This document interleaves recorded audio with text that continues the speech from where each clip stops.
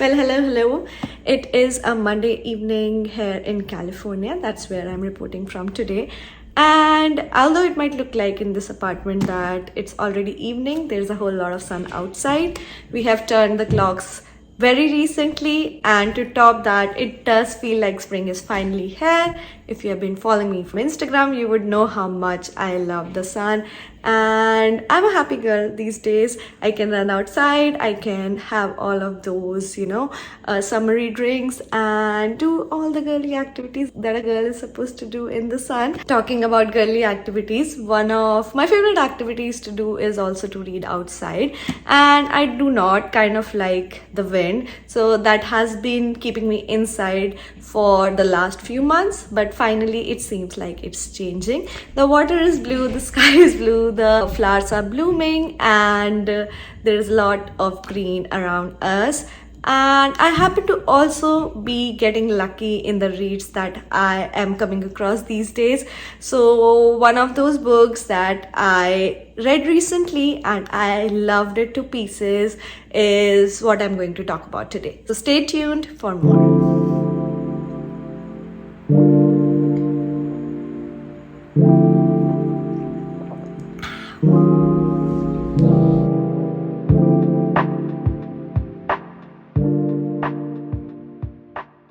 Hi guys, welcome back to my YouTube channel. This is Pooja at A Book by the Window. I hope you guys are doing good. I hope you guys are reading good. The book today that I'm talking about is Bonnie Garmus Lessons in Chemistry. This is a book that I have been reading for the last few weeks and I have absolutely been loving it. If you follow me from Instagram, you would know how much I've talked about this book. It has finally come to an end and now I'm on this couch talking about this book some more. Okay, let's start with talking about the plot of the book. From the blurb, it tells us that chemist Elizabeth Zott is not your average woman. In fact, Elizabeth Zott would be the first to point out that there is no such thing as an average woman. It's the early 1960s and her all-male team at Hastings Research Institute takes a very unscientific view of equality. Except for one, Calvin Evans, the lonely, brilliant, Nobel Prize nominated grudge holder who falls in love with, of all things, her mind. True chemistry result. Now, I read this blurb and I also came across a clip on the internet where there's more of a talk from her daughter's perspective, Madeline Zott. So when I combined these two viewpoints, I was under the idea that it's going to be one of those books that's rage baity and is going to take you through like unrealistic scenarios, and second, it's going to be more from the perspective of a mother and her quirky personality, how she's such an intelligent woman and how she raises her child. While the book is somewhat that, it's not entirely it. I would tell you from reading it that mostly the plot is centered around Elizabeth as the main protagonist, as the chemist who is going through her life, trying to prove some things and failing at most of them, failing at making her peers understand she's as equal as them, and just being successful at what she does. We will find out later that while she will not be successful in a male-dominated field as chemistry, she will find herself being successful at a female-dominated field, and she will bring her knowledge of chemistry and her different scientific approach to that career and would try to make a name for herself. Will she be successful? Will she not be successful? How is she going to handle womanhood as a mother in all this? And how is she going to at least be happy in the 1960s where every single step that she takes, she's going to find one or other obstacle if she has to be a different woman from what is told by the society. So this is what the plot of the book is. Now we'll get into the writing. Where do I start with the writing? For some people, it's a very easy to read book. I cannot contest that it doesn't entail a lot of complex descriptions or it doesn't entail very poetic writing, but it does have a witty dialogue delivery. calling it delivery, I don't, for the lack of a better word, it's more of a banter between all the protagonists. And I understand a lot of people don't like such style. I personally liked it a lot because at every stage I wasn't prepared for the protagonist to have so much humor and comic timing, and there were situations where it was really hard to read because that entailed melancholy, but they put it across as something that happens in life and how one should move forward from it. Elizabeth herself, she's very witty, she doesn't understand it, but it comes across as whatever she's saying is very matter of factly, but the world takes it as being something very funny because how can you talk so straightforward? It kind of has that feel of, if you've watched The Big Bang Theory, how Sheldon's character is portrayed, like they would say things very matter of factly because they understand things from a very logical point of view, and they don't have that kind of filter in front of them where they think and then they say whatever they believe based on facts, and they believe that's the truth, so they just says the truth. So her character is witty in that sense. Character is also very intelligent, and the most important aspect of her character that I liked was she was very strong-willed. Whatever situations were thrown to her, she found herself lonely and at a loss of resources, but she did not deter from it. She just took all of these at hand and made whatever she could of them. She was angry, she was grieving at point. Her life story was also very troubled to begin with. Her family history was very, very troubled to begin with. Then her relationship with her partner also became very troubled. And then she has a kid at hand. And she also needs to pay bills. She also needs to protect her individuality in some sense because she's a very strong-willed character, very steady-headed. And how is she gonna make it in this world is what we're gonna find out. So the writing portrays all of this very, very wittily, very intelligently. So I'm gonna give the props to the author specifically for writing it from Elizabeth's point of view. And whenever the plot would shift to showing more of other characters' viewpoints, like how we would have subplots, it would immediately come back to Elizabeth. So the focus is still on her as the centerpiece of the story. It's not shifting here and there.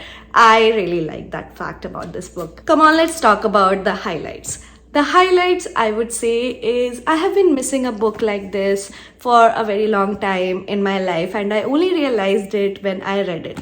I really do like feminist literature because I just do identify with all of those things. I do identify with the fact that all of us are equal, and if you know me from personal life, I go into tirades talking about it at length.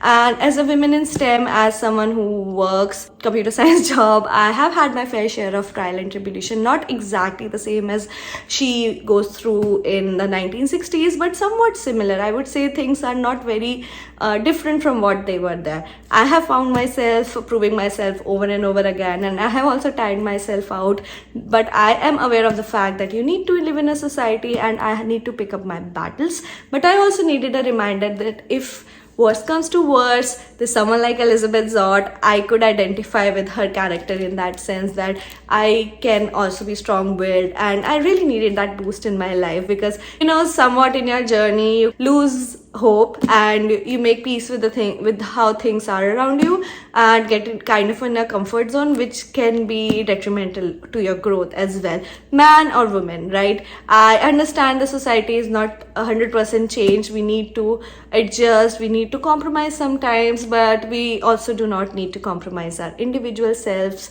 so much. And if it comes to being your true self, I understand that truth hurts some people and truth hurt the society as a whole, but it's your life. You have a choice to live it how you can. So that was the highlight for me. Like when I read this book, I was super motivated. Whenever I'm reading her story, I find myself rooting for her. And although I also cried a lot because there are points in the book where they are just writing it as humor, but in actuality, if that happens to someone, it just breaks your heart. And how she comes out of it, she just uses science, and she just uses the fact that this is life, you need to go on to make something out of the things that she had. So I needed that reminder, and that has been the highlight for me. I have talked about this book so much that you would think that I will not have any low light, but I do have one point to add to Lowlight, which I'm going to talk about now. After the 3/4 mark, after like 75% of the book, I did feel some subplots dragging on, and I did feel like the story is burning out a bit. That was my only rife with the writing, that things were not wrapping up quickly, and I found it running in some circles again and again. Another point maybe to add to this is, which is not a very big deal, but whenever the writing would run in circles, wherever it feels like it's not going anywhere, the author will just hit you with a punch, like a turn of events that you least expect, and that is kind of giving you excitement, or let's say some engagement in the book, which some people might not like because it means it is highly dramatized. I like drama, I like books like this, so it was not a big deal for me, but at some points I did feel like I want this subplot to move on already. So these are my thoughts about the book. I will still give it 5 stars, even though I had some things to say about the book. Even then, I would say that this has been my most favorite book that I read in 2024 so far, and we're off to a really good start. This is a 400 pages book, and previously it would take like so much time for me to finish a book so big. But now I did it in around like 2.5 weeks, which is my personal record lately. I haven't been reading very quickly lately, which is fine. I don't mind it too much.